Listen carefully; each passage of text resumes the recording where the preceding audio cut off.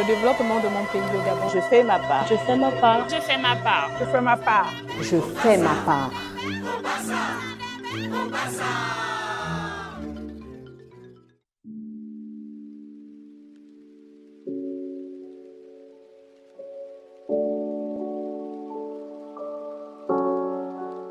Pour ce qui est des conditions en détention, j'aimerais déjà faire constater l'amélioration. Parce que nous partons d'un cadre de vie qui était un peu plus exécrable à celui-ci qui est meilleur, dont les conditions se sont pleinement améliorées. Nous constatons aussi en ce qui est du plan de vue de considération. La considération est beaucoup plus humaine. Le regard, il est plus humain. Nous avons également constaté des améliorations en ce qui concerne le plan de vue sanitaire, pour ce qui est de notre prise en charge des malades. Quand nous sommes malades, la prise en charge, elle est beaucoup plus rapide qu'avant. Au milieu de nous, il y en a qui partent à l'école. Il y a des petites formations également qu'on nous propose, telles que les formations d'esthétique, formations d'onglerie, de coiffure. Moi-même, j'ai participé à une formation ici en milieu carcéral d'esthétique et j'ai eu mon diplôme. Sur le plan juridique, nos dossiers, pour ce qui est des procédures, nous trouvons que les procédures sont très lentes pour ce qui est du traitement parce qu'il y a des personnes qui sont en détention préventive depuis bien d'années. Vraiment, si sur ce point, ce volet, il pouvait avoir des améliorations, ce serait parfait.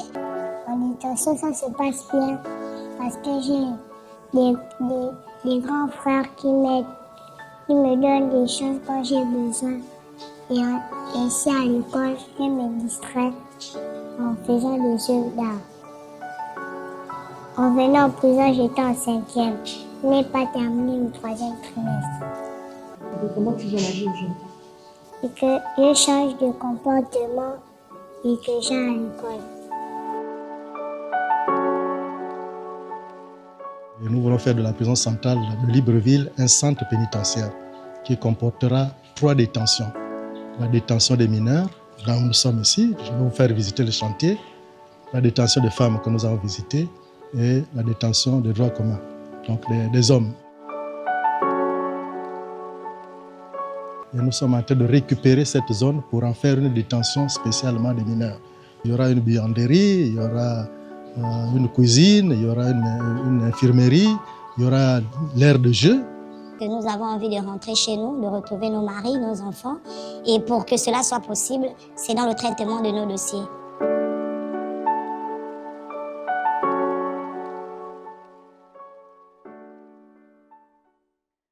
Merci d'être avec nous sur Gabon 24 dans ce nouveau parcours d'Entre elles, je fais ma part. Nous avons commencé par un témoignage et les mots valent plus que tous les applaudissements, valent plus que toutes les réformes. Il fallait nous situer dans le contexte qui est le nôtre aujourd'hui. Pour ce parcours, nous avons décidé de questionner les conditions d'incarcération au Gabon, plus largement, mais plus spécifiquement les conditions d'incarcération des femmes et des enfants au Gabon, d'où ce témoignage, ces témoignages de détenus, de personnes en détention. Nous avons volontairement modifié les voix pour éviter qu'il n'y ait une reconnaissance quelconque et des problèmes par la suite. Et pour ce faire, nous allons aller du côté du ministère de la Justice pour comprendre qu'est-ce que la prison, comment les détenus y vivent, comprendre comment au sortir de la prison, ces derniers sont pris en charge par la justice, mais pas seulement par la société tout entière.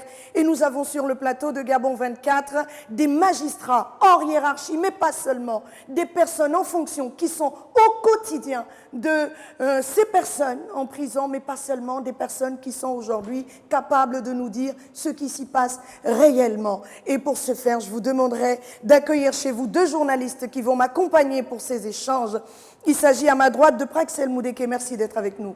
Merci Laetitia Ngalilika, c'est un honneur de me tenir devant vous et de tenir devant vous également, mesdames. Voilà, avec vous, on parlera beaucoup de réinsertion. J'entame mon propos avec cette citation de l'ex-président de la République sud-africaine, Nelson Mandela, qui dit, je cite, « On ne connaît pas vraiment un pays tant qu'on n'a pas pénétré dans ses prisons. En effet, mesdames, la manière dont un pays traite les détenus reflète l'état général d'avancement de l'état des droits et certaines idées de la civilisation. Ainsi, le droit des prisonniers en général, des femmes, des enfants en particulier, étant une valeur universelle à laquelle tout État est censé s'y référer et proclamer l'effectivité. Dieu merci, nous sommes ici réunis pour justement tenter de répondre à certaines préoccupations. Laetitia. Merci beaucoup, Praxel Moudeke, c'est Madame Droit sur Gabon 24, d'où l'aisance de parler de cette question. Mais il y a Marie-Pascale Mouissi, que vous avez souvent vue dans les émissions d'environnement. Marie-Pascale, pourquoi? Parce qu'elle a été au contact des détenus il y a quelques jours et son émotion fut grande lorsqu'elle nous rapporta les faits. Marie-Pascale, on parlera d'incarcération avec vous. Oui, Laetitia Ngalibika, il faut dire que j'ai été à la prison centrale de Libreville. Pour la première fois, je suis rentrée en contact avec les prisonniers, femmes et enfants, et j'ai aperçu quelques hommes en travaux. Il faut dire qu'à la prison centrale de Libreville, les prisonniers sont en activité, pas tous, mais une certaine minorité sont permis à avoir des activités. J'ai été touchée effectivement par le côté des avancées significatives en ce qui concerne les infrastructures qui sont en chantier et la salubrité de lieu. Il faut le dire que dont on a laissé entendre que la prison centrale de Libreville était un endroit insalubre, invivable. Et on a pu constater, l'équipe et moi, que le chantier avance, les lieux sont vivables. On a pu voir des poubelles bien rangées. Vous n'avez pas tout vu. Mais on n'a pas tout vu, effectivement. On n'est pas allé au-delà de ce qu'on a vu avec nos yeux. Très bien. On va y revenir. C'est mieux. Merci. Vous n'avez pas vu l'envers du décor. Madame Honorine Zebitege, vous avez la lourde charge d'ouvrir les échanges de cet épisode d'entre elles. Madame Honorine Zebitege, c'est quoi la prison? C'est quoi l'incarcération? C'est quoi la réinsertion? C'est important pour nous de comprendre avant d'aller plus loin. Bien, merci.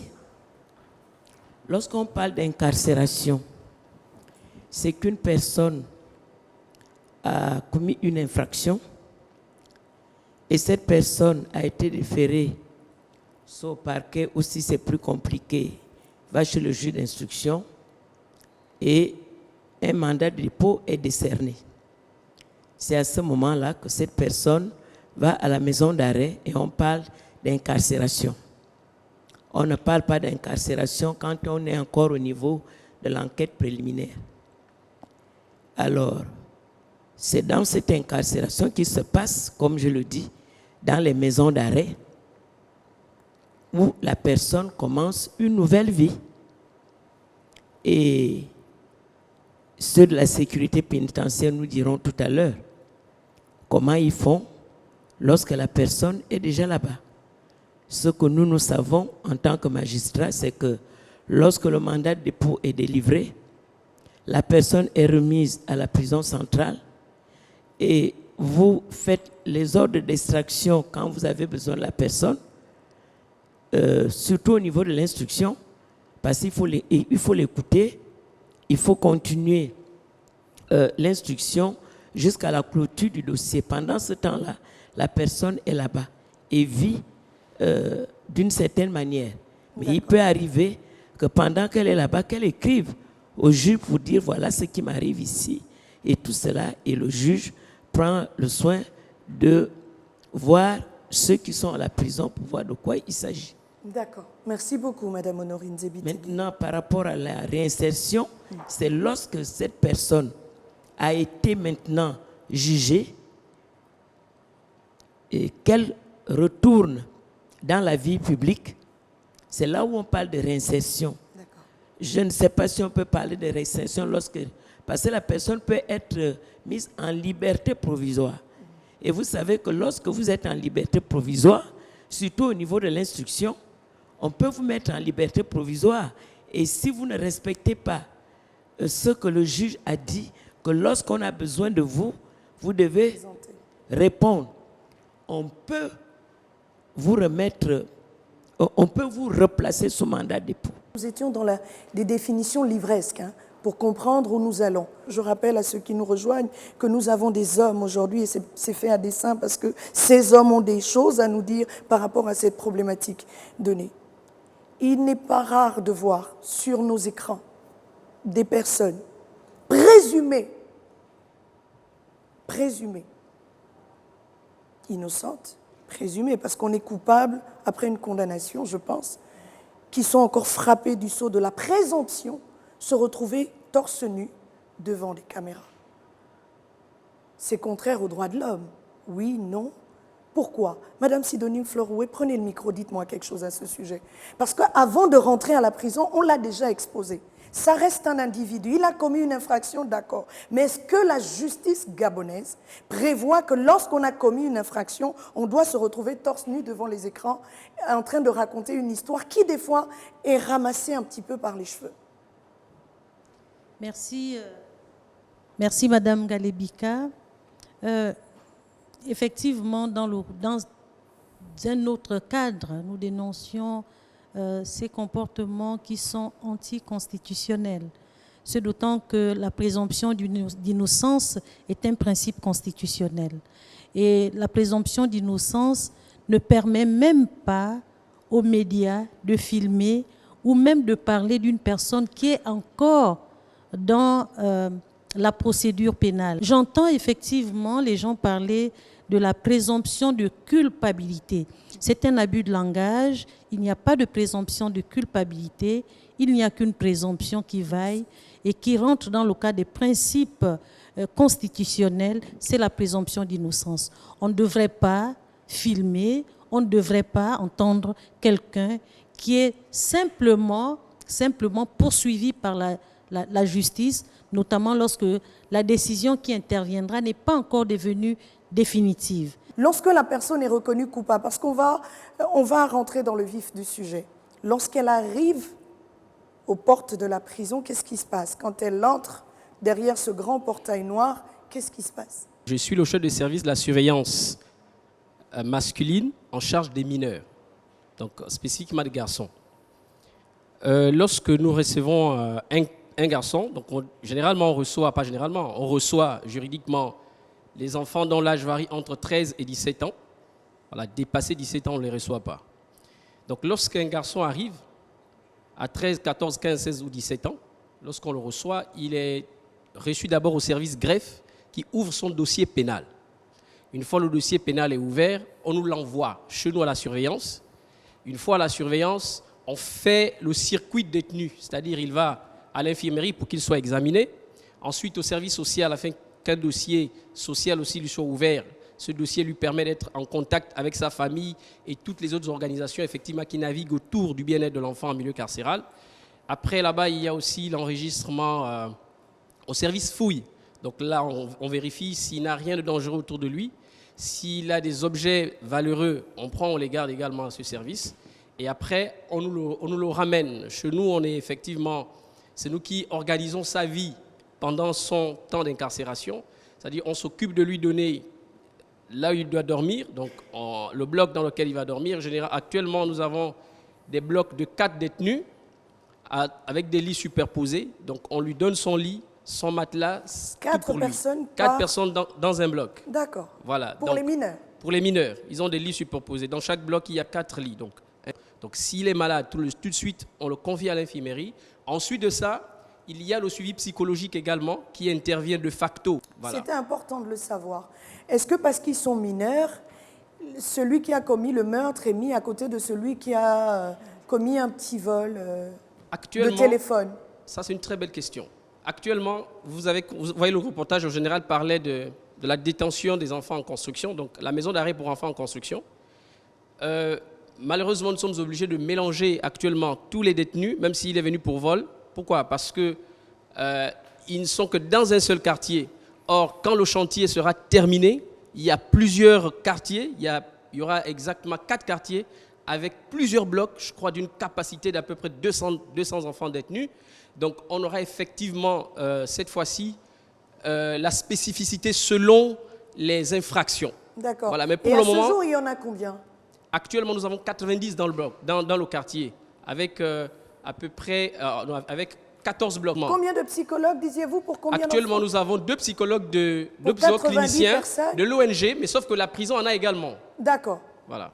Laetitia, c'est très intéressant tout ce que le monsieur dit, mais moi j'ai une question. Avant d'aller dans toutes ces précisions, Quel est l'état de lieu du milieu carcéral gabonais à l'heure actuelle? Comment se portent les détenus actuellement? Les enfants se portent bien, nous faisons tout pour leur suivi psychologique, physique, leur bien-être, nous faisons tout pour que effectivement chaque enfant se sente bien. Capitaine, moi j'ai ma question. Je vous en prie. Excusez-moi, je suis journaliste. Oui. Ce que vous dites, c'est la norme. Mais à côté de la norme, il y a ce qu'on sait au quartier. Et au quartier, il se susurre que ces enfants sont maltraités, qu'on les tape. Quand vous arrivez, il y a un baptême de feu. Ils sont baptisés, comment ça s'appelle? Le bisoutage. Le bisoutage. Ils sont accueillis par les plus anciens qui dictent la loi au sein du milieu carcéral. Est-ce qu'on est dans une vue de l'esprit ou dans un monde où tout va bien, parce que les enfants sont véritablement pris en charge, ou bien on est dans une réalité qu'il faut dénoncer aujourd'hui, les conditions d'incarcération de ces enfants qui n'ont, et je le rappelle, merci de nous l'avoir précisé, que 13, 14, 15 et 17 ans. Notre responsabilité à nous, c'est de veiller à la sécurité et le bien-être des enfants. Ça, c'est le code de l'enfant qui le précise. Et nous faisons tout pour que les autres ne puissent pas effectivement les martyriser, les maltraiter, physiquement ou psychologiquement. Nous veillons, pourquoi? Parce qu'en fait, nous avons des brigades qui travaillent, nuit et jour. Il peut arriver qu'il y ait des disputes, il peut arriver qu'il y ait des incompréhensions entre eux, mais avant que cela ne déborde, ils sont là, les agents de sécurité, pour intervenir. Je sais que vous avez des choses à dire. Capitaine. Merci, madame. Je suis le capitaine Edima Badole Priska Bintou, chef de service surveillance féminine, plus connu sous le nom de la Maison d'arrêt des femmes de Libreville. Et à la Maison d'arrêt des femmes, nous recevons spécialement les femmes. On les mélange aussi. L'autre, il y a eu infanticide là-bas, elle est condamnée pour ça. Il y a eu bagarre et un coup ayant entraîné la mort. Pour reprendre les termes techniques, est-ce que ces personnes sont mises ensemble? L'une peut d'ailleurs influencer l'autre. Tu sais, pour tuer son époux, il faut faire comme ça. Est-ce que c'est comme ça que ça marche? Quand ces femmes arrivent, elles sont complètement perdues. Il y a la peur de l'inconnu. Donc, elles arrivent, elles sont troublées. Il faut d'abord les rassurer. Et elles sont classées aujourd'hui par délit. Celles qui ont volé d'un côté, celles qui ont des délits criminels de l'autre. Mesdames les magistrats, est-ce que la seule punition dans ce monde, dans ce Gabon, c'est la prison? Est-ce que ça existe dans la loi gabonaise des peines alternatives pour permettre à des mineurs qui n'ont que 13 ans, dont la place véritablement est à l'école, de rester au contact de leur famille et de payer la société d'une certaine façon? Le principe est que le mandat de dépôt doit être l'exception. La liberté est la règle. Lorsque une personne a des garanties de représentation, cette personne devrait être laissée en liberté provisoire. Évidemment, tout dépend du délit ou du crime. À un certain âge, un mineur, on ne l'incarcère pas. Il faut une tranche d'âge pour que cette personne soit placée sous mandat de dépôt. Alors, donc, ce n'est pas une sanction. D'accord. Ce sont des mesures qui sont prises, notamment lorsque la personne ne présente pas de garanties de représentation, ou même lorsque la personne présente les garanties de représentation, lorsqu'on a peur qu'en laissant la personne dehors, elle peut aller influencer les témoins ou bien donner des informations aux complices. À ce moment, le mandat de dépôt s'avère donc important et nécessaire. D'accord. Et dans nos définitions, nous avons lu que les prisons remplissent deux fonctions. Protection de la société en éloignant les individus considérés comme dangereux pour la société. Et puis, répression en infligeant une peine pour l'acte commis. Ça, c'est lorsqu'ils passent devant les juridictions. J'ai vu une main levée pour une contribution. Il y avait une question. Non, Marie-Pascale Praxel Moudeke, on va poursuivre les échanges. Nous sommes en prison. En ce moment, je souhaiterais que l'on visualise. Ce que vous nous dites, c'est qu'elles arrivent, vous les rassurez. Vous l'avez vu à la télé, on a dit qu'elle a commis un acte innommable. Elle a été, il y a eu infanticide, elle a tué quelqu'un. Quand elle arrive, vous êtes sûr que vous lui parlez comme vous nous dites là, ça va, il faut te rassurer, ici, il y a des gens comme toi. Au quartier, encore une fois, on dit que lorsque vous arrivez en fonction de vos délits, vous êtes orienté et vous êtes quasiment abandonné par vous-même. les familles ne viennent quasiment plus, surtout si vous avez commis un acte et vous avez été arrêté en flagrant délit. Madame, la question vous est posée, c'est vous qui gardez les femmes, c'est vous qui gardez les enfants. Je veux parler aux personnes qui sont véritablement concernées par ce dont il est question ici. Comme je le disais à l'entame de mes propos, nous sommes le service surveillance et notre rôle est de surveiller. D'accord. Donc nous avons du personnel qui travaille 24 sur 24 pour surveiller les femmes privées de liberté. Très bien. D'accord. Existe-t-il dans la loi gabonaise une assistance dès que la personne entre en prison? Est-ce qu'il y a d'autres ministères, outre la sécurité pénitentiaire, qui rentrent en jeu? Est-ce que le ministère de la Justice a condamné quelqu'un et l'a abandonné aux mains de la sécurité pénitentiaire? Qui intervient? Pour faire quoi concrètement? Oui, monsieur, prenez la parole, vous l'avez. Merci. Je suis Nimba Banguébé Jean-Pierre Didier, chef de service de l'action éducative à milieu ouvert au ministère de la Justice, à la Direction générale des affaires civiles. Effectivement, la loi le prévoit. L'article 181 du Code de l'enfant stipule que lorsque l'enfant est en conflit avec loi, depuis son interpellation, dès qu'il entre en prison, il doit être assisté par un travailleur social. Mais je voudrais quand même revenir d'abord par rapport à la définition que vous avez donnée de la prison, le rôle de la prison. Nous, travailleurs sociaux qui intervenons au niveau de la prison, nous, conformément à l'article 208 du Code de l'enfant, on fait les interventions de la prison gravitent autour de 3 axes. Le premier axe de la prison, c'est d'assurer les droits de l'enfant. Le deuxième axe, c'est de protéger l'enfant. Le troisième axe, c'est de promouvoir le bien-être de l'enfant. Et quand nous venons, en tant que travailleur social, nous veillons à ce que ces 3 axes-là soient respectés. Par exemple, nous disons que le premier axe qui est en rapport avec la protection des droits de l'enfant. Et quand nous regardons les actes qui sont posés au quotidien, est-ce que ça va dans le sens de la protection des droits de l'enfant? Nous répondons à l'affirmative. Je prends un exemple. Dans le passé, les mineurs étaient mélangés avec les adultes. Ce qui fait qu'il y avait des violences des adultes sur les mineurs. Et ceci a été changé dès la création du quartier des mineurs. Vous voyez, à ce moment-là, la prison a pris des résolutions pour protéger le droit de l'enfant. Monsieur Banguébé, oui. On parle de la prison de Libreville. Oui. Le Gabon, c'est 9 provinces. Oui. Est-ce que les mêmes dispositions ont été prises pour les autres prisons? Est-ce que ceux qui sont à Lambaréné, à Franceville, à Oyem, ont les mêmes conditions de vie que ceux de Libreville qui ont été séparés des adultes? Malheureusement, je ne peux pas répondre à cette question dans la mesure où l'expérience que nous avons, c'est l'expérience de Libreville.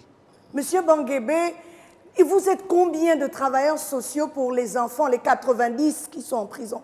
Et à quelle fréquence vous les voyez pour nous dire exactement quelle prise en charge vous faites? Nous sommes 15 travailleurs sociaux. D'accord. Nous sommes 15. Et ce qui fait que la loi demande à ce que lorsqu'un enfant est jugé, on affecte un travail social pour son suivi et son accompagnement. Et c'est ce qui s'est fait. D'accord. Oui. À entendre le monsieur, j'ai l'impression que tout se passe bien en milieu carcéral. C'est ce qu'on entend. Moi, ma question, c'est de savoir pourquoi, lorsqu'on sort de prison, on a encore envie d'y retourner. Ou du moins, on pose des actes qui nous amènent à être encore des délinquants. Merci. Au fait, la question que vous posez nous revient à aborder un second sujet qui est en rapport avec la réinsertion. En fait, la réinsertion, c'est tout un processus.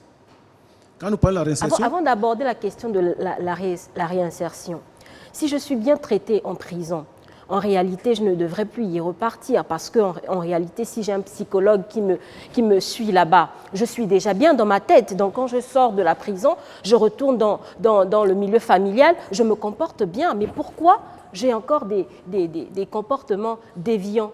Quand j'aborde l'aspect de la réinsertion, parce que la réinsertion, elle est de 3 formes. Réinsertion familiale, réinsertion scolaire et la réinsertion professionnelle. D'accord. Dans le cas de la réinsertion familiale, il y a un rôle qui doit être joué par le parent, par le travail social et l'enfant. Le rôle du travailleur social. Donnez-nous le rôle, on ferme la première partie de nos échanges, c'est important. Le rôle du travail social, c'est de pouvoir assister le parent. L'assistance se traduit comment? Assister le parent dans l'éducation de l'enfant pour amener l'enfant à changer de comportement. SOS Prisonniers est dans la place. Vous êtes au contact de ces personnes qui sont privées de liberté pour des faits et d'autres. Parlez-nous de votre expérience, mais surtout répondez à cette question qui est pendante. Merci Madame Galibika de me donner la parole. Je suis Madame Ekan Darlis, secrétaire générale de SOS Prisonniers. Et dans le cadre de notre projet Accès à la justice des prisonniers en période de transition, en collaboration avec l'ambassade de France, nous avons eu l'autorisation du ministre de la Justice de nous rendre à la prison centrale de Yem. Nous avons touché du doigt. Nous avons été avec le directeur de la prison de Yem et nous savons ce qui se passe là-bas. Nous avons été également à Port-Gentil. Nous avons touché du doigt. Et nous sommes de façon permanente à Libreville. Rappelez-moi votre nom. Madame Ekan Darlis. Qu'est-ce qui se passe là-bas, Madame Ekan? Déjà, pour les mineurs, je pense que le monsieur, tout à l'heure, de la sécurité pénitentiaire l'a rappelé, il disait que pour le moment, ils sont mélangés à cause de l'espace. On espère qu'après les travaux, tout va vraiment revenir à la normale. C'est ce qu'il dit, c'est ce qu'il qu'il dit a et c'est ce affirmé. qu'on espère. Mais de ce que nous savons, nous à SOS Prisonniers, depuis 2020 jusqu'à 2025 aujourd'hui, les détenus sont mélangés. Et même pour les femmes, pour être au contact des ex-détenus femmes, moi j'en connais énormément. Je discute avec beaucoup de détenues femmes.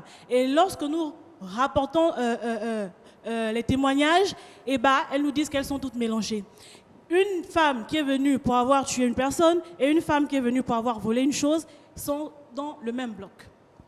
Maintenant, je n'ai jamais, pour avoir été au contact avec des parents de certains détenus, entendu qu'ils sont assistés par les services sociaux. Vraiment, jamais. C'est votre avis sur la question et nous en tenons compte. Ce n'est pas un tribunal ici, on ne juge pas les autres. On est ici pour trouver le bon mécanisme pour permettre à nos frères, nos sœurs, nos enfants qui vont de l'autre côté de la barrière noire de ressortir grandis, de ressortir meilleurs qu'avant et surtout de mieux s'insérer dans la société. Je marque une pause avec votre permission tout en remerciant l'ONDS, le Mosaïque, Gabon Oil Company, Andris H Fashion and Beauty, Ike, Ospro Group, toutes ces personnes qui nous accompagnent. Pour Entre elles, on se retrouve dans la seconde partie pour la suite de ces échanges. Le développement de mon pays, le Gabon. Je fais ma part. Je fais ma part. Je fais ma part. Je fais ma part. Je fais ma part. Retour sur le plateau d'Entre elles, je fais ma part, c'est le carrefour des femmes qui font effectivement bouger les lignes. Les lignes de l'incarcération doivent bouger. Oui, c'est pourquoi ce parcours est consacré justement à la question. Et nous avons entendu un certain nombre d'arguments de part et d'autre, parce qu'il est essentiel de bien situer les responsabilités. Ce n'est pas parce qu'un enfant traverse la barrière de la prison qu'il n'est plus un enfant. Oui, Madame l'avocate. Alors, je suis maître Olga Aloum Okan. Je suis avocate au barreau et enseignant à l'université Omar Bongo, docteur en droit privé. Alors, je me délecte de l'occasion qui nous est offerte pour parler ici des conditions d'incarcération des femmes et des enfants.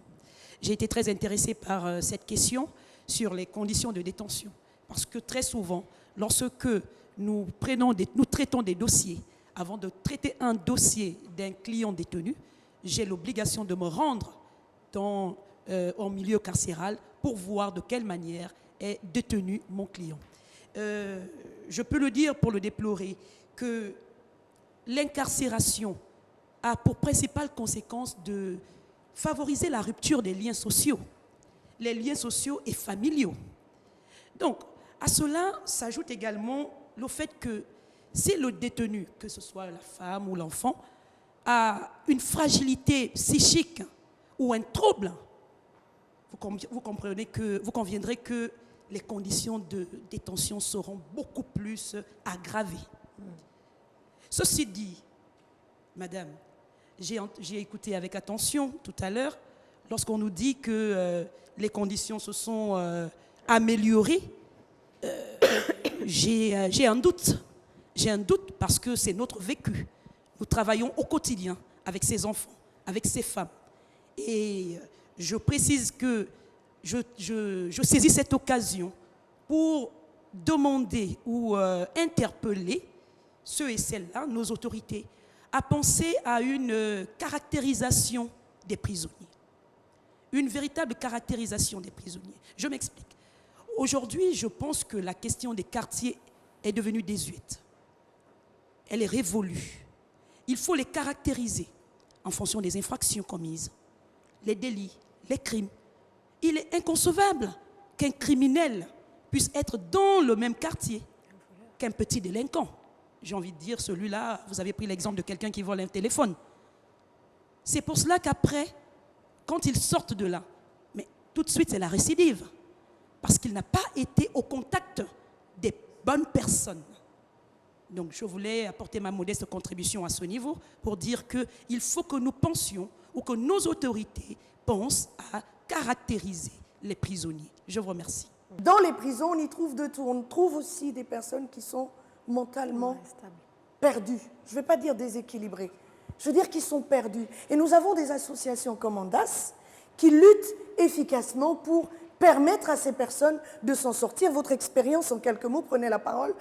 Je suis Yolène Le Chambour, présidente de l'association Andas. Lors de notre passage à la prison centrale, nous avons eu des activités avec les femmes et les mineurs. Et lorsque nous sommes partis, nous avons été accompagnés par des psychologues cliniciens qui ont discuté avec certaines dames.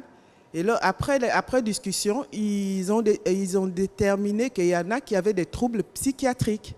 Nous avons remonté l'information et jusqu'à présent, on ne sait pas ce qui se passe. Il y a une autre dame qui est avec nous de la sécurité pénitentiaire. Capitaine aussi?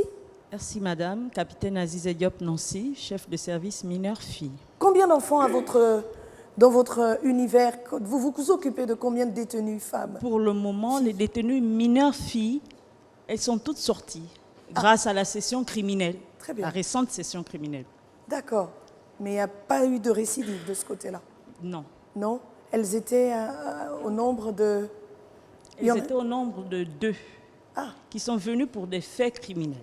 D'accord. Et elles sont sorties, malheureusement. D'accord. Oui, bien sûr. En termes de sensibilisation, est-ce que les détenus savent réellement quels sont leurs droits? Est-ce qu'elles savent qu'elles ont droit à la santé? Elles savent qu'elles ont droit à l'éducation? Parce que quand j'entends ce que vous dites, il a fallu que l'aide extérieure arrive pour que ces enfants-là soient pris en charge. Quel est votre mécanisme de fonctionnement en réalité là-bas? Lorsque l'enfant arrive, comme ma collègue venait de le dire... Est-ce que c'est en fonction de la tête du client ou tous les enfants ont droit au même... Sont logés à la même enseigne? Très bien. Normalement, tous les enfants sont logés à la même enseigne. Puisque lorsque le détenu arrive, il suit le même circuit, tous. Il n'y a pas de différence. J'aimerais aborder un aspect. Alors, lorsqu'on est suivi en milieu carcéral de troubles psychiques, par exemple, ou tout autre problème lié au mental, une fois qu'on sort du milieu carcéral, est-ce qu'il y a un suivi, hein? Et si on n'a pas, qu'est-ce qu'il faut faire? Qu'est-ce que l'État doit faire pour accompagner ces personnes? Parce qu'elles sont susceptibles de récidiver. Mais avant d'arriver là-bas, Marie-Pascale, ils sont tous au même endroit. Mais ils sont au même endroit. J'aimerais faire remarquer que c'est des cas rares, hein, vraiment très rares. Mais existants? Oui, existants. Très bien.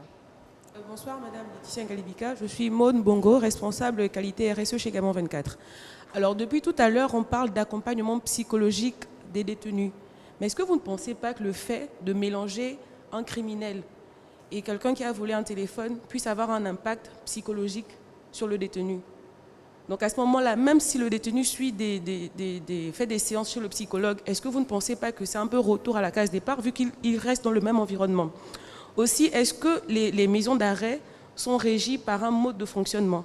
Est-ce que ce mode de fonctionnement existe? Est-ce qu'il est connu par les agents de sécurité pénitentiaire? Est-ce qu'il est connu par les détenus aussi? Le règlement intérieur, la 0018, qu'on a maintes fois tenté de vulgariser, puisqu'on a fait des copies, on fait des copies constamment, qu'on remet à nos agents. Lorsque le détenu arrive, on lui lit ses droits, comme on voit à la télé? Vous êtes en prison, désormais, vous mangez à 14 heures. On reçoit personnellement les détenus au cas par cas. On reçoit. Que ce soit nous les chefs de service, que ce soit le chef quartier qui fait lecture du règlement intérieur à l'intérieur de la détention. Et ce règlement intérieur, la 018, on fait lecture à nos éléments, nos agents. On fait également lecture aux détenus. Très bien. Voilà.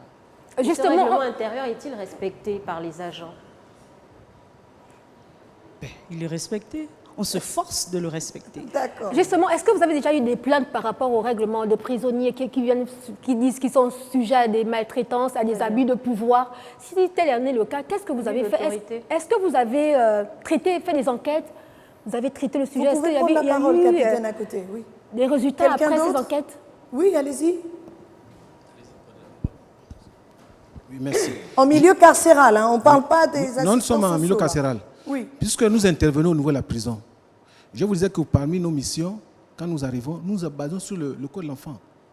Et nous vérifions si tout ce qui est dit, ou bien si les missions qui sont dévolues à la prison sont respectées. Déjà, si vous parcourez le code de l'enfant de l'article 202 jusqu'à l'article, sensiblement l'article 20, nous venons, par exemple, nous vérifions, bon voilà, l'article 210, par exemple, voudrait que les enfants puissent manger 3 fois. Nous posons quand on excelle les enfants, on demande est-ce que vous avez mangé? Non, là, excusez-moi, j'ai envie de mais ce sont des cas pratiques. Oui, ce sont les bonnes pratiques. Ouais, des cas pratiques. Mais la réalité. Ouais. Ça sont On les nous a réalités. dit qu'on donnait une cuisse de poulet le jeudi. Très bien. Voilà. Je suis en train de parler. La cuisse de poulet du jeudi, on te la madame, donne sans huile, sans eau, sans rien. Et on te dit va cuisiner. On cuisine où? On fait comment? Monsieur, parlez-nous de la réalité. Nous sommes dans une émission où on a véritablement envie de questionner les fondements de cette incarcération pour arriver à quelque chose de meilleur dans nos prisons parce qu'il s'agit de la vie d'êtres humains, même s'ils ont commis des crimes. On parle des enfants. Donc je voudrais revenir un peu sur ce qu'a affirmé la secrétaire générale de OCS prisonniers. Je réaffirme encore ici sur ce plateau que les mineurs ne sont pas mélangés avec les adultes. Entre ce que les gens racontent, dans les réseaux sociaux et ce que les gens et la réalité que nous vivons sur place, il y a toujours un fossé. Jusqu'à aujourd'hui, on arrive à mélanger les détenus. Je vous ai parlé de 4 détenus par bloc dans un quartier. Et le général a montré le chantier de la maison d'arrêt des enfants, qui est en accélération d'ailleurs, qui va effectivement sera inauguré dans les mois à venir. À partir de ce moment, on va catégoriser les enfants selon leur infraction. Voilà. Maintenant, on veille effectivement à ce que, malgré qu'il y ait des enfants qui viennent pour des motifs criminels, par exemple pour coups mortels, ça peut arriver, mais il ne faut pas penser que dans les 90, il y a 5 enfants qui sont arrivés pour coups mortels. Et dans le crime, il ne faut pas seulement penser que quand il y a crime, il y a mort d'homme. Il peut effectivement avoir l'association de malfaiteurs. C'est à vous de nous dire. Voilà, il peut avoir l'association de malfaiteurs est un crime. Je parle là sous le contrôle des magistrats. Ça ne signifie pas qu'il y a mort d'homme nécessairement quand il y a crime. Donc c'était important. C'est pas parce que celui qui est venu pour association de malfaiteurs est mélangé avec celui qui a volé ou qui a arraché une dame un téléphone qu'ils doivent nécessairement parler de comment est-ce qu'ils doivent davantage développer les stratégies de vol ou pour comment traumatiser les gens. Maintenant, en ce qui concerne leur sécurité alimentaire dont voulait évoquer M. Nimba, il y a effectivement en arrière, les enfants n'avaient pas de café. Aujourd'hui, ils prennent le café à 8 heures. Ça, je l'atteste, je l'affirme ici. Je reçois chaque jeudi matin, donc pour une semaine, 15 kilos de sucre. Je reçois 4 cartons de lait Nido. À l'intérieur de chaque carton se trouve 100 sachets de lait. Je reçois également 2 seaux de beurre. Je crois à peu près de 25 kg. Si vous voulez, vous venez. Ce que vous dites là ne concerne que les mineurs, mais la réalité de l'incarcération ne concerne pas que les mineurs. Lorsque la personne est en détention, elle a déjà beaucoup de choses dans la tête. Comment on fait pour la garder humaine et surtout pour fabriquer quelqu'un que l'on peut insérer dans la société par la suite? On va rentrer dans les mesures de réinsertion. Madame. Merci, Madame Galebika. Je suis Madame Itembo Ghislaine, directeur général adjoint de la promotion de la femme et du genre. Par rapport à tout ce que j'ai entendu jusque-là, il faut dire que moi, ce qui m'émeut, c'est déjà que les hautes autorités ont à cœur l'inclusion de toutes les personnes, hommes, femmes, enfants, jeunes garçons, jeunes filles. Maintenant, nous, promotion de la femme et du genre, nous intervenons plus au niveau de la réinsertion. Donc, l'insertion, la réinsertion. Réinsérer a une idée derrière de réadaptation, de réhabilitation. Partons de là. Est-ce qu'il existe un cadre réellement pour l'insertion, la réinsertion des personnes, il n'existe pas un seul cadre, il existe des mécanismes institutionnels. Premièrement, nous agissons au niveau de la sensibilisation de proximité que nous faisons soit pendant l'organisation des journées nationales ou internationales en lien avec la question de la femme. Nous le faisons aussi à travers l'élaboration des documents stratégiques et j'ai amené un document avec moi. Je suis une femme, je connais mes droits. Parce que ce que nous avons constaté effectivement sur le terrain, c'est que plusieurs femmes, malheureusement, ne connaissent pas leurs droits. Est-ce qu'on en est encore à la sensibilisation? Oui, c'est nécessaire. Mais en 2025, les conditions d'incarcération sont décriées et font l'objet de vifs débats. Nous voulons ici savoir quelle est la structure qui encadre la réinsertion. Loin des définitions livresques de votre beau livre avec de beaux textes, est-ce qu'il y a des choses concrètes? Galibika, aujourd'hui, j'arrive, quelqu'un que je connais dans cette situation, je peux lui dire, voilà ce que dit tel article, voilà où tu dois te rendre, comment tu dois faire pour tel ou tel fait. Madame Itembo, vous avez la parole, donnez-moi quelque chose. Merci Madame Galibika, vous ne m'avez pas laissé aller au terme. Parce que nous n'avons pas beaucoup de temps. Je vous ai dit, nous intervenons à deux niveaux, sensibilisation et niveau pratique.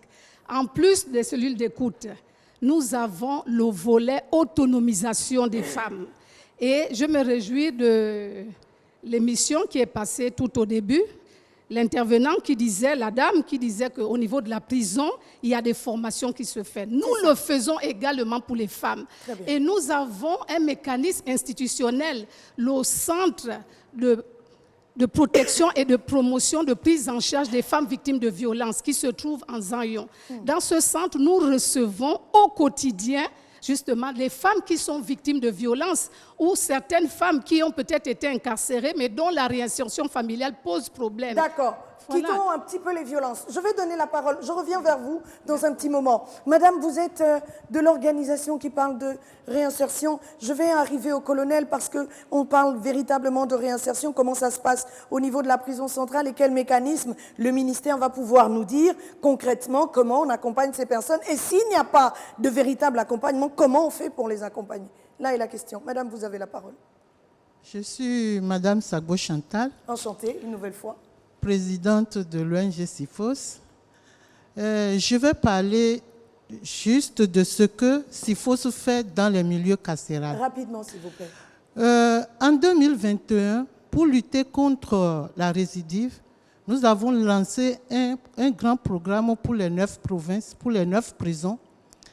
Et à travers ce programme, c'est équiper les prisons, les 9 prisons, des ateliers de formation pratique parce que nous sommes dans la formation professionnelle des jeunes en difficulté sociale et des femmes. Donc, ce programme est lancé en 2021. En 2022, nous avons équipé la prison de Libreville d'un salon d'esthétique, de coiffure et de e-commerce. E-commerce en prison. E-commerce. En prison. Oui, parce que, bon, ils sont enseignés, on leur a enseigné le e-commerce. Comment faire au sortir de... Voilà, Très bien. après leur sortie, comment ils peuvent valoriser les compétences qu'ils ont eues à la prison. Notre intérêt, c'est de pouvoir donner quand même les compétences à ces enfants qui sont vers la fin de leur sortie. Et nous avons pu, de 2022-2023, nous avons équipé la prison de Libreville et de Port-Gentil. 80 ont été formés. 80 détenus? 80. Mineurs, adultes? Jeunes et femmes. Très bien. Jeunes et femmes ont été formés. Merci. Et nous avons vu que rapidement. Normalement, la réinsertion ne s'arrête pas sur les compétences. Il peut avoir les compétences et revenir. Qu'est-ce que nous avons fait? En 2024, nous avons mis des comités de suivi de la réinsertion. Pour quels fruits? Pour quels produits? Quels résultats? Nous, avec l'appui de l'ambassade de France et du ministère des Affaires sociales, nous avons formé 57 travailleurs sociaux renforcés des prisons et des mairies. Très bien. Il faut que je reprenne la parole pour la donner au colonel qui est avec nous ici depuis et qui n'a pas pris la parole pour nous donner les mécanismes de réinsertion prévus au niveau de la prison centrale de la sécurité pénitentiaire. Merci, madame. Je me représente, colonel Itoula, directrice d'affaires sociales de la réinsertion. Effectivement, madame Chantal Sagbo-Sassé travaille avec moi dans le cadre de la réinsertion. Comme elle disait, elle a formé. Chez moi, elle a formé à la prison, je veux dire la prison centrale de Libreville, parce qu'après, elle est allée à Port-Gentil, à Lambaréné. À Libreville, elle a formé 50 détenus dans l'esthétique, la coiffure, pédicure, manicure. À la fin de cette formation, madame Chantal a équipé des box de coiffure et d'esthétique. Je pense que ceux qui ont visité la prison ont vu ces box-là. Mais outre l'esthétique, les ongles, tout le monde n'est pas professionnel de coiffure ou d'esthétisme. Est-ce qu'il y a des mécanismes réels qui existent au niveau de la prison centrale, les mécanismes qui sont implémentés, détenu après détenu, quelle que soit la peine, quel que soit le lieu? Nous travaillons également avec le ministère des Affaires sociales. Les détenus qui ont été formés en coiffure, quand ils sortent de là, ils vont vers madame Chantal parce que nous l'appelons et les détenus vont vers elle. Elle donne un kit donc de casque et du matériel qui va avec, des bigoudis. Ceux qui ont fait la pédicure, manicure, vont également, au moment où ils sortent, ils vont chez elle leur donne le kit. Ils ont également été formés en e-commerce. Donc quand ils sortent de là, ils ont leur téléphone intelligent, Android, parce qu'ils ont appris à faire le commerce en ligne. Elle leur donne et elle les accompagne dans le milieu extérieur. Elle fait un suivi pour que ces gens se réinsèrent de cette façon-là. S'il n'y avait pas madame pour vous aider, est-ce qu'il existe au sein de la prison, outre les ongles, tout ça, ces kits qu'on donne, il n'y a que 50 détenus, ils sont combien à la prison centrale de Libreville? Tous ceux qui sortent là, est-ce qu'ils vont chez madame Chantal? Est-ce qu'il n'y a pas de véritable mécanisme qui existe pour accompagner ces personnes? Au BAC, au BEPC, au CEP, nos candidats. Les résultats sont très bons, je pense que vous le savez, et nous sommes souvent passés à la télé, nous avons des très bons pourcentages. Nous sommes accompagnés par nous-mêmes, les agents de la sécurité pénitentiaire, pour enseigner. Ceux qui ont la capacité d'enseigner se présentent et on forme ces enfants-là. Sinon, nous sommes également accompagnés par des détenus qui sont qualifiés dans la matière, qui nous aident. L'inconvénient, c'est que quand ils sortent en milieu d'année, ça nous dérange un peu, donc on travaille plutôt avec nos agents de la sécurité pénitentiaire. Comment réinsérer une personne qui a été privée de liberté pendant 4 ans? Quels sont les mécanismes mis en place par l'État pour accompagner cette personne? Je ne parle pas d'un enfant, je parle d'un adulte que la société a condamné pour son acte. Je parle de cette personne qui n'a ni père, ni mère, ni frère, ni sœur. Il est seul au monde, mais il sort de prison. Il y a passé 8 ans. Parfois en détention préventive. La plus longue période qu'il a passée, c'est celle de la détention préventive. Il va peut-être être condamné au bout de 7 ans. Mais il a déjà passé 7 ans. Donc, les magistrats, permettez que je m'avance un petit peu sans heurter qui que ce soit, vont jouer avec le fait qu'il a déjà passé 7 ans pour dire, bon, il va te rester 3 mois. Excusez-moi. De quoi parle-t-on? De réinsertion d'individus, d'un être humain dans la société. Quels sont les mécanismes qui sont mis en place pour accompagner cet individu? Sidonie Fleurouet, vous vouliez la parole, je vous la donne.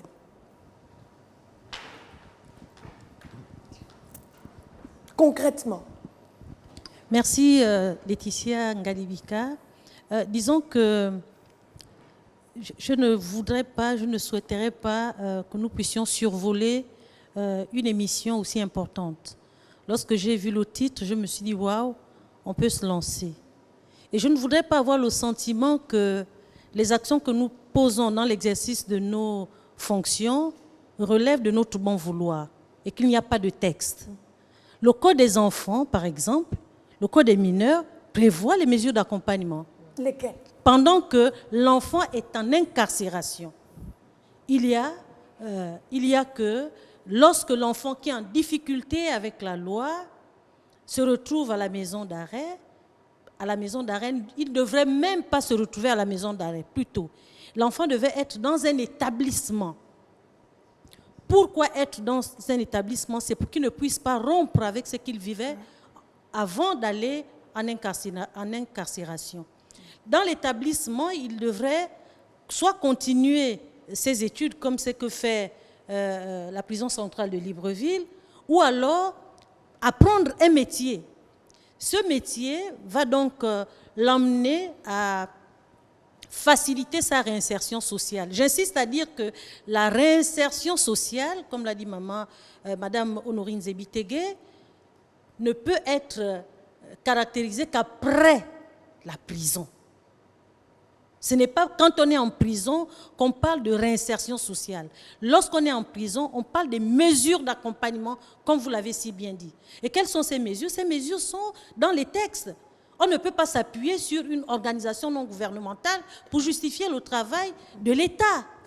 Qu'est-ce que l'État a prévu? L'État a prévu les établissements, pour ne parler que des mineurs, et puis les organisations non gouvernementales peuvent, par exemple, dans le cas de ce qui n'a pas été prévu, ou dans le cas de renforcer ce qui est prévu, apporter leur part. Alors, ce qui se passe, c'est quoi? C'est que, effectivement, nous avons tous les beaux textes du monde, mais l'application de ces textes-là reste encore une autre chose. Et lorsqu'on parle des enfants incarcérés, des enfants en difficulté, on oublie exactement les objectifs visés par la justice lorsqu'un enfant est en difficulté. La première chose, c'est pas la sanction. La première chose, c'est la réinsertion de cet enfant qui s'est mis en dehors de la société. La deuxième chose, c'est la responsabilisation de cet enfant. Et la troisième chose, s'il le faut, c'est la sanction. Mais nous commençons par la sanction. Donc, du coup, il y a une rupture entre le juge des mineurs, la prison centrale et après la prison centrale. Pendant que l'enfant est même arrêté, les affaires sociales ou les travailleurs sociaux doivent être même en détention, c'est-à-dire la détention dans les commissariats et les brigades. Les travailleurs sociaux doivent être là parce que c'est un enfant, parce que c'est un être particulier, parce qu'il est en difficulté avec la loi. Nous devions l'accompagner. Lorsqu'il va en prison, les mêmes travailleurs sociaux continuent à faire le travail. C'est ce que la loi prévoit. Très bien. Donc nous n'inventons pas la roue. Le Gabon n'est pas né hier. Il y a des textes, il faut simplement les appliquer. Et c'était ce que je voulais vous dire. Très bien, la parole vous est donnée. Oui, la main du directeur général enfin. Et puis derrière, on partira pour vous entendre. On ne parle plus, on vous écoute. Alors, merci. Je suis Hugues Mbadinga, oui, directeur général de la promotion de la femme et du genre. Je suis expert du genre. Déjà, je ne vais pas revenir sur ce que la magistrate vient de dire. Elle a déjà tout dit. Au fait, dans le principe d'équité et égalité de genre, le Gabon est en avance. En avance par les textes. Alors, on a pris des juridictions de mineurs, mais on n'a pas pris un établissement pour pouvoir prendre ces mineurs pour pouvoir déjà les permettre à se réinsérer dans la vie. Déjà ailleurs, il y a ce qu'on appelle les centres de redressement social, où on envoie les mineurs. Au fait, le fait d'être déjà en prison avec des adultes, c'est déjà pas bien. Sa façon de faire. C'est pas bien. Donc du coup, il faut qu'on revienne, comme elle a dit, ce qu'on a déjà mis dans les textes. Si on a eu des juridictions pour mineurs, il faut qu'on ait des endroits spécialement pour le redressement des mineurs. Monsieur le directeur, il y a des questions en suspens, on les pose dans la dernière partie. On marque une pause, mesdames, messieurs, pour nous permettre d'aller voir nos annonceurs, parce qu'ils ont certainement un peu d'argent à nous donner pour accompagner vos actions, qui sont ponctuelles, on le comprend, et on revient juste derrière. Le développement de mon pays, le Gabon. Je fais ma part. Je fais ma part. Je fais ma part. Je fais ma part. Je fais ma part. Nous sommes arrivés au terme de cette émission parce que nous traversons la dernière ligne droite et celle-ci est parsemée de questionnements. Où va-t-on? De quoi parle-t-on? De réinsertion d'individus, d'un être humain dans la société. Quels sont les mécanismes qui sont mis en place pour accompagner cet individu? Sidonie Fleurouet, vous vouliez la parole, je vous la donne. Merci Laetitia Ngalibika. Disons que je ne souhaiterais pas que nous puissions survoler une émission aussi importante. Lorsque j'ai vu le titre, je me suis dit, waouh, on peut se lancer. Et je ne voudrais pas avoir le sentiment que les actions que nous posons dans l'exercice de nos fonctions relèvent de notre bon vouloir et qu'il n'y a pas de texte. Ce n'est pas quand on est en prison qu'on parle de réinsertion sociale. Lorsqu'on est en prison, on parle des mesures d'accompagnement, comme vous l'avez si bien dit. Et quelles sont ces mesures? Ces mesures sont dans les textes. On ne peut pas s'appuyer sur une organisation non gouvernementale pour justifier le travail de l'État. Qu'est-ce que l'État a prévu? L'État a prévu les établissements, pour ne parler que des mineurs. Et puis les organisations non gouvernementales peuvent, par exemple, dans le cas de ce qui n'a pas été prévu, ou dans le cas de renforcer ce qui est prévu, apporter leur part. Alors, ce qui se passe, c'est quoi? C'est que, effectivement, nous avons tous les beaux textes du monde, mais l'application de ces textes-là reste encore une autre chose. Les dysfonctionnements que nous constatons ne doivent pas nous amener à venir dire le contraire de la réalité qui existe sur le terrain. Et lorsqu'on parle des enfants incarcérés, des enfants en difficulté, on oublie exactement les objectifs visés par la justice lorsqu'un enfant est en difficulté. La première chose, c'est pas la sanction. La première chose, c'est la réinsertion de cet enfant qui s'est mis en dehors de la société. La deuxième chose, c'est la responsabilisation de cet enfant. Et la troisième chose, s'il le faut, c'est la sanction. Mais nous commençons par la sanction. Donc, du coup, il y a une rupture entre le juge des mineurs, la prison centrale et après la prison centrale.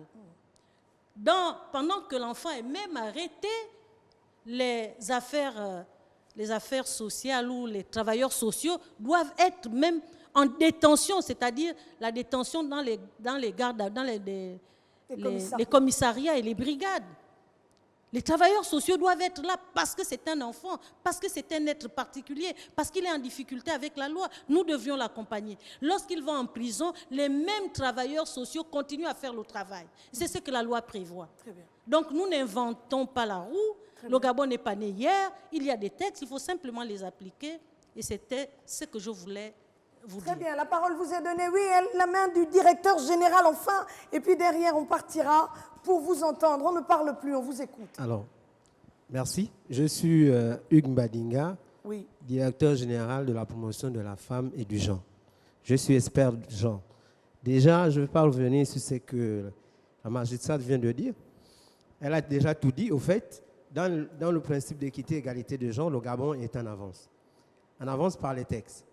Alors, on a pris des juridictions de mineurs, mais on n'a pas pris un établissement pour pouvoir prendre ces mineurs pour pouvoir déjà les permettre à se réinsérer dans la vie. Déjà ailleurs, il y a ce qu'on appelle les centres de redressement social, où on envoie les mineurs. Au fait, le fait d'être déjà en prison avec des adultes, c'est déjà pas bien. Sa façon de faire. C'est pas bien. Donc du coup, il faut qu'on revienne, comme elle a dit, ce qu'on a déjà mis dans les textes. Si on a eu des juridictions pour mineurs, il faut qu'on ait des endroits spécialement pour le redressement des mineurs. Monsieur le directeur, merci, chers collègues, mais si ça existe ailleurs, pourquoi on ne copie pas ici? S'il n'y avait pas cette ONG de bonne volonté pour aider Madame le colonel dans l'exercice de ses fonctions, on ferait quoi? Oui, les textes existent, qui doit les mettre en pratique? Très bien. Alors, on va dire l'administration. Et vous représentez? On représente l'administration, mais je pense qu'avec la restauration des institutions, on va y arriver. Par exemple, je prends le cas, je vais peut-être sauter rapidement, je prends le cas pour les femmes.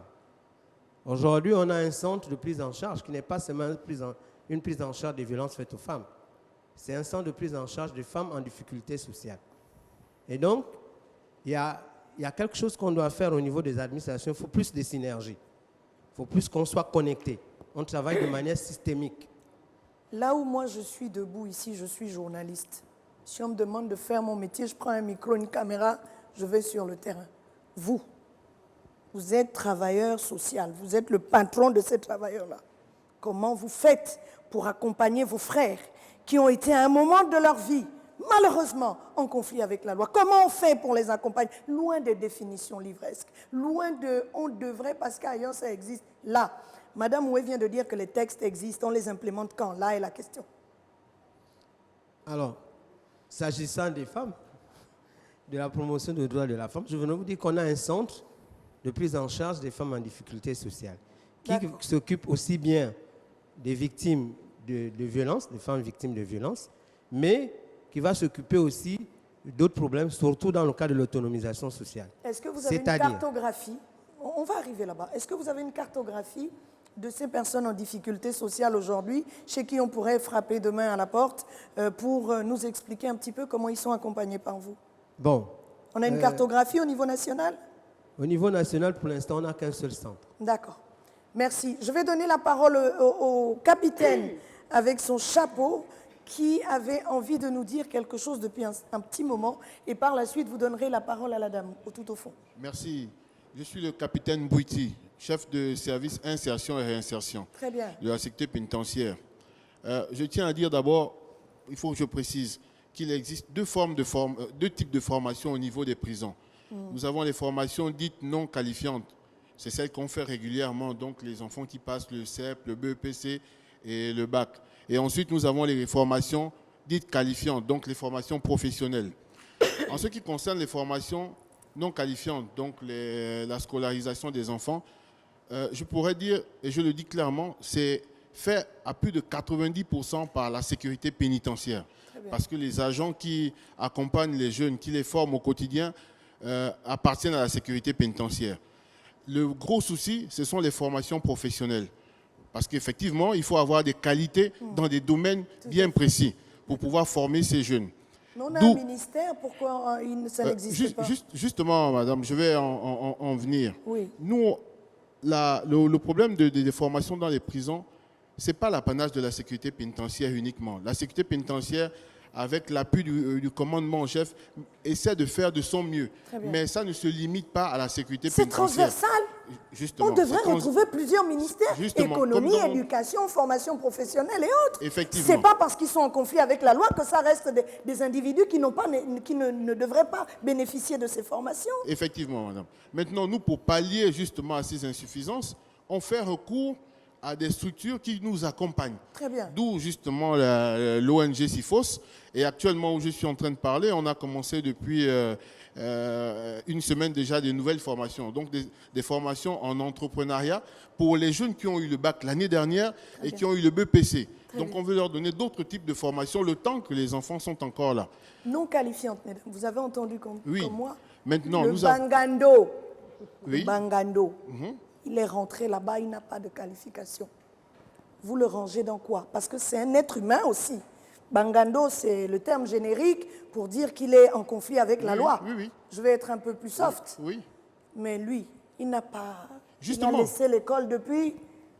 Il est là-bas. Vous le mettez où? Justement. Donc, vous le rangez où? J'en reviens.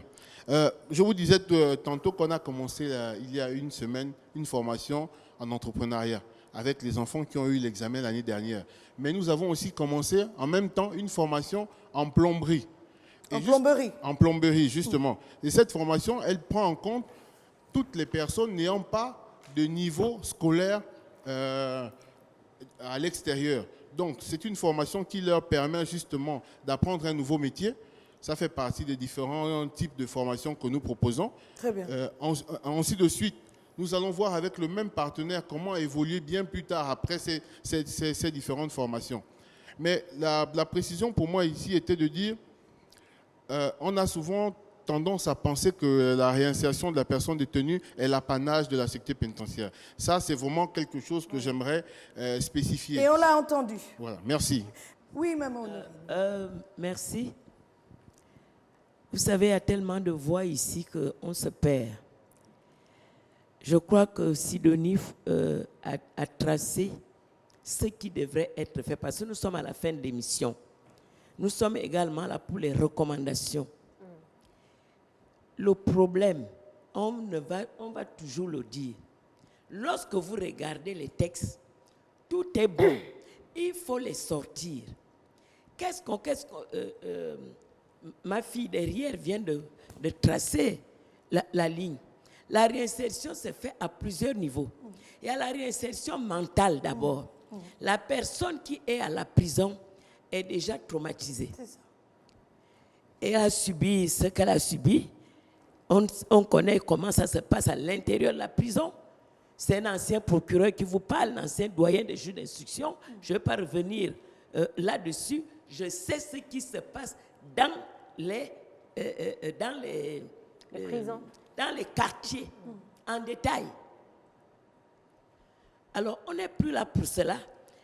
qu'est-ce qu'on fait? C'est ça. Lorsque cette personne-là, il faut d'abord la réinsérer mentalement. Ensuite, parce que c'est le temps qui nous manque. Non, Si on pouvait prendre des exemples. On a le temps, allez-y. Il y a la réinsertion ensuite, familiale, quand elle sort. Ma fille a dit derrière, je ne reviens pas. Cette femme qui a tué son mari, elle est rejetée par sa propre famille parce qu'ils trouvent ça normal. Rejetée, évidemment, c'est classique, par sa belle famille qui l'a déjà mis hors jeu. On fait quoi? C'est la question que vous posez. C'est ça. Or, si l'État avait sorti, il y a ma fille, l'avocat derrière, qui a parlé d'abord de la catégorisation des prisons. C'est un vieux chantier où on devait caractériser telle prison pour telle prison pour telle. C'est dans les papiers. Il faut les sortir pour le faire. Alors, s'il y avait ces foyers qui sont prévus dans les textes, que lorsque cette personne qui se retrouve à néant, à l'époque, nous étions encore, je reviens en est, là où se trouve maintenant l'hôpital militaire, en face, il y avait des assistantes sociales. Là, une, je retiens, parce que quand j'étais élève magistrat, s'appelait Madame Desmaisons. On les envoyait directement là-bas. On les formait là. Et on était en train de chercher comment les placer. C'est l'État qui faisait ce travail. Ce n'était pas les associations. Les associations venaient en appoint. Aujourd'hui, si je vous parle de tout ce que les associations font, on ne va pas s'en sortir. Il n'y avait pas que l'association SIFOS. Il y en a qui font la réinsertion en droit, comme moi. Il y a la médiation familiale, nous deux, etc.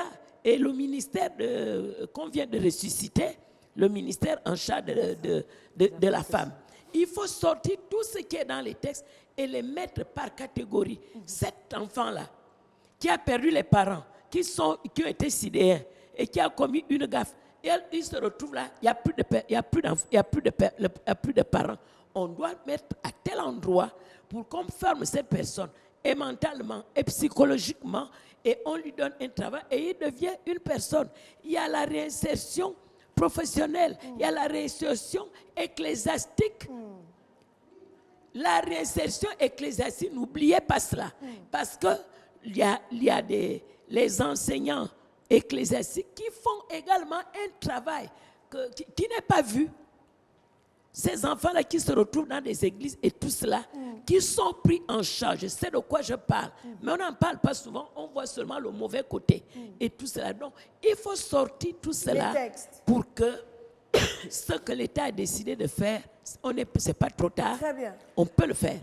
D'accord. Nous sommes en train d'aller au terme de l'émission et là, effectivement, nous sommes en train de préconiser des pistes de solutions pour sortir de tous ces problèmes. Et nous, à SOS Prisonniers, nous voulons réitérer le fait que nous sommes prêts, nous sommes disposés et disponibles à travailler avec l'État. Parce que oui, la réinsertion coûte également très cher.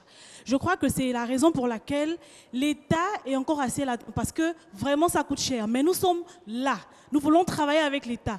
SOS Prisonniers a été catégorisé comme un peu, non, nous ne sommes pas contre la sécurité pénitentiaire. Nous voulons travailler avec eux pour la seule et unique cause, le bien du détenu, pendant son incarcération et après son incarcération. Donc oui, Madame l'avocate, pardon, prenez la parole. Il y a une main en souffrance depuis. Marie-Pascale, vous avez une question, allez-y, posez-la. Oui, alors, en attendant. J'ai été à la prison, c'est beau, il fait bon vivre. Comme a témoigné les images sur le reportage qui est passé tout à l'heure. Alors, il y a des femmes, il y a des enfants, il y a des hommes. La durée de la détention préventive. On peut être formé, être préparé à sortir de prison. Mais lorsque son dossier n'est pas traité, on passe des années en prison, c'est toute une vie qu'on passe pour certains. On est coupé de sa famille, des pères et des mères de famille. Pourquoi le processus judiciaire est autant lourd? Que faut-il faire? Ministère de la Justice, vous êtes interpellé. Répondez à la question. Mesdames, il y a des dysfonctionnements. Il y a des véritables dysfonctionnements auxquels il faut vraiment trouver des solutions, donner une réponse dans cet espace, dans ce temps de révolution mentale, dans ce temps de révolution psychologique citoyenne. Il faudrait trouver des solutions. Mais les solutions ne dépendent pas d'une personne. C'est tout le monde. nous travaillons avec d'autres pondérables qui ne sont pas visibles. Le juge d'instruction qui reçoit, par exemple, 100 dossiers, doit aller sur le terrain. Et l'instruction ne se fait pas dans un bureau. Je veux dire rapidement.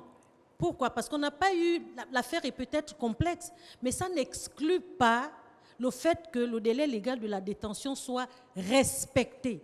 Cela dit, la loi prévoit qu'au terme du délai de la détention préventive, la personne peut se retrouver dehors et doit même se retrouver dehors alors que l'enquête continue. Mais moi, ce que j'ai envie de dire à la suite de ce que vous dites... ajouter, je ne justifie pas les longues détentions, mais je voudrais dire que c'est encadré. Parce que les juges savent que si, par exemple, en matière délictuelle, c'est tant de mois, on prolonge encore de 6 mois. Si la deuxième prolongation, le dossier n'est toujours pas réglé, on doit mettre la personne en liberté d'office. Même chose pour les crimes. 1 an plus 6, ensuite plus 6 et puis c'est fini. On va essayer de refermer cette émission, s'il vous plaît. Oui, monsieur l'avocate avait déjà la parole. On la lui rend quand même, s'il vous plaît, rapidement. Là, de façon très précise, on va au bout de nos pensées, on referme cette émission, d'accord? Je vous remercie, Madame Galabika, je vous remercie. Je pense qu'il est important qu'on mette en place des formations à l'issue desquelles les détenus sortiront de là avec des diplômes. Des diplômes qui leur permettront et qui faciliteront la recherche du travail lorsqu'ils seront hors de la prison. Ces diplômes, comme je le dis, vont permettre à ceux qu'ils puissent trouver du travail, comme tout le monde, lorsqu'ils seront hors de la prison. Il faut des formations qualifiantes. Aujourd'hui, on parle beaucoup du bac, les jeunes qui font le bac, mais il n'y a pas que le bac, parce que la surpopulation des mineurs n'est pas seulement focalisée sur les mineurs de niveau de classe de terminale. Il y a beaucoup qui n'ont même pas le niveau de troisième, de CM2. Donc, réfléchissez, messieurs, mesdames, les autorités pénitentiaires, sur les formations adéquates. Les autorités tout court, hein, les autorités. Autorités étatiques, autorités politiques. Très bien. Réfléchissons-en sur les formations appropriées à nos jeunes. Très bien. Monsieur le directeur, ensuite Madame son adjoint, et nous allons terminer avec vous. L'émission est close là déjà. Allez-y rapidement. Merci. Je disais que la réinsertion, ça doit être une affaire systémique. Alors, chaque département concerné doit faire le sien. C'est-à-dire, il ne faut pas qu'on travaille en... ça doit être une synergie. On a l'impression, par exemple, quand j'écoute là, la sécurité pénitentiaire parler, ils font des formations, l'éducation nationale n'intervient pas, la formation professionnelle n'intervient pas. Mais vous faites quoi? Excusez-moi, c'est une question. Quand je dis synergie, ça veut dire que vous les administrations doivent être ensemble. D'accord. Ensemble pour résoudre, par exemple, une prise en charge multisectorielle. Très bien. Dans ce cas-là. Merci. Nous sommes arrivés au terme. Oui. Non, l'ONG, devant vous. Merci, Madame Laetitia. Simplement rajouter à ce que disait Maître, à côté du juge des peines, il faut également un conseiller ou une conseillère d'insertion et de probation. Ce conseiller d'insertion et de probation, c'est un agent de la sécurité pénitentiaire qui va suivre les peines et qui va également préparer à la sortie du détenu. Ce conseiller fera le relais entre le ministère de la Justice, les associations et autres pour préparer le détenu non seulement sur le plan mental, physique et professionnel. Merci. C'est bien. C'est bref. Oui, madame, allez-y. Mademoiselle Moussavou Livia, SOS prisonnier.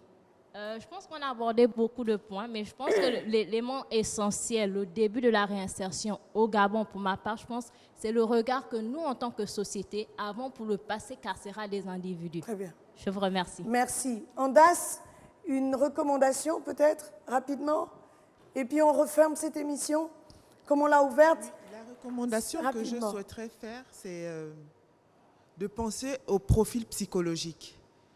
Ne pas directement avant d'envoyer quelqu'un en milieu carcéral, c'est d'abord regarder son profil psychologique. S'il n'est pas malade.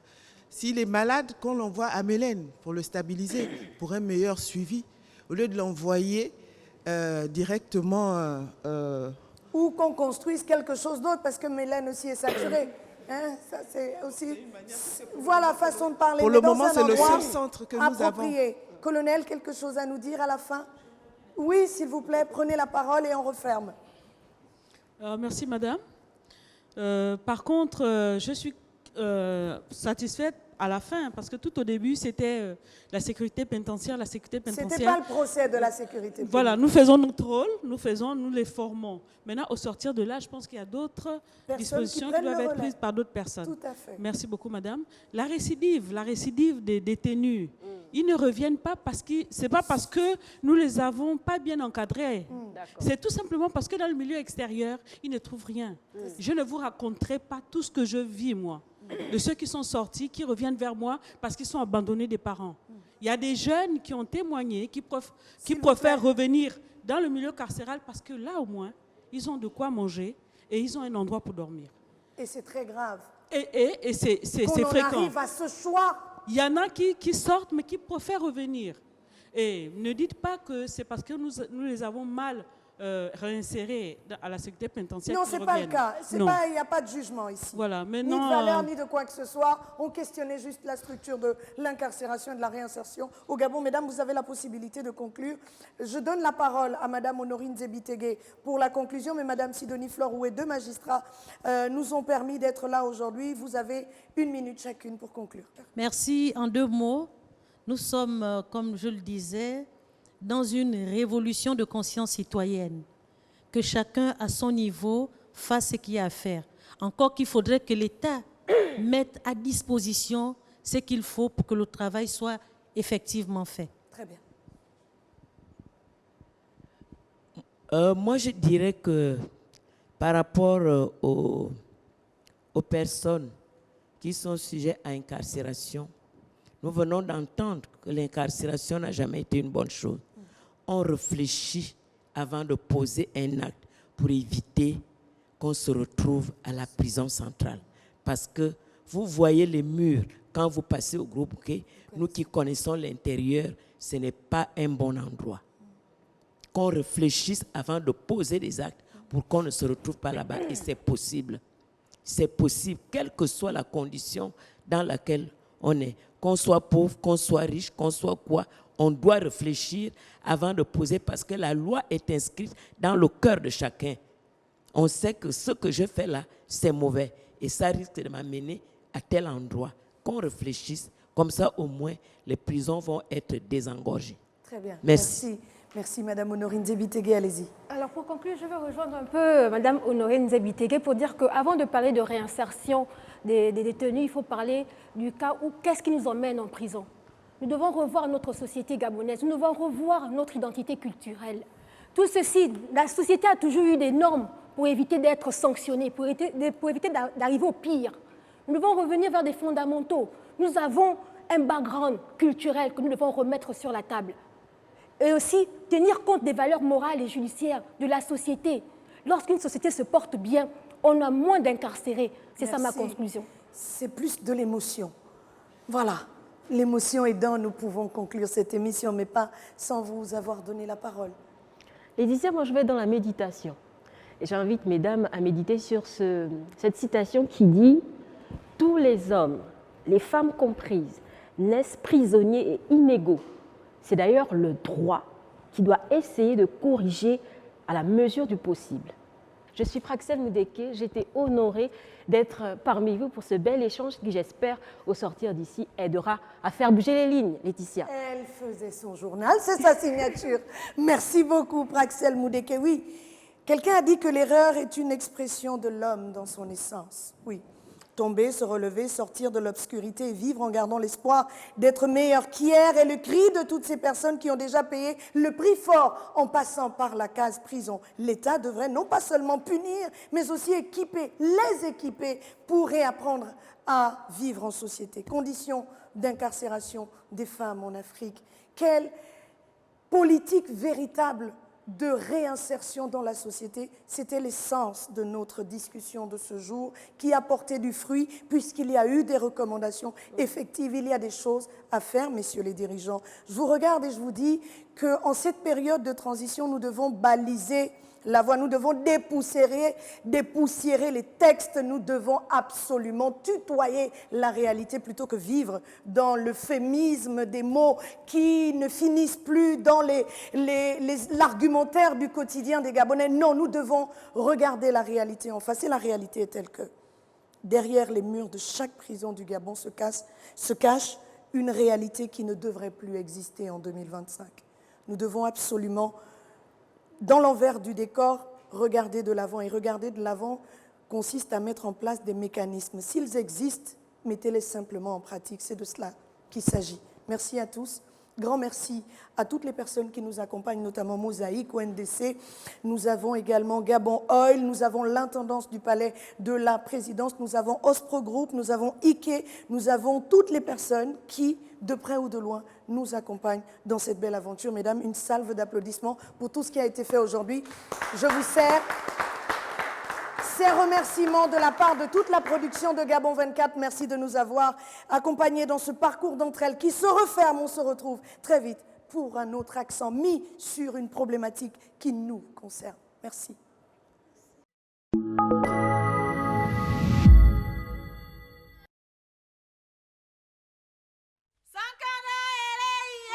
Le développement de mon pays, le Gabon. Je fais ma part. Je fais ma part. Je fais ma part. Je fais ma part. Je fais ma part. Mombasa.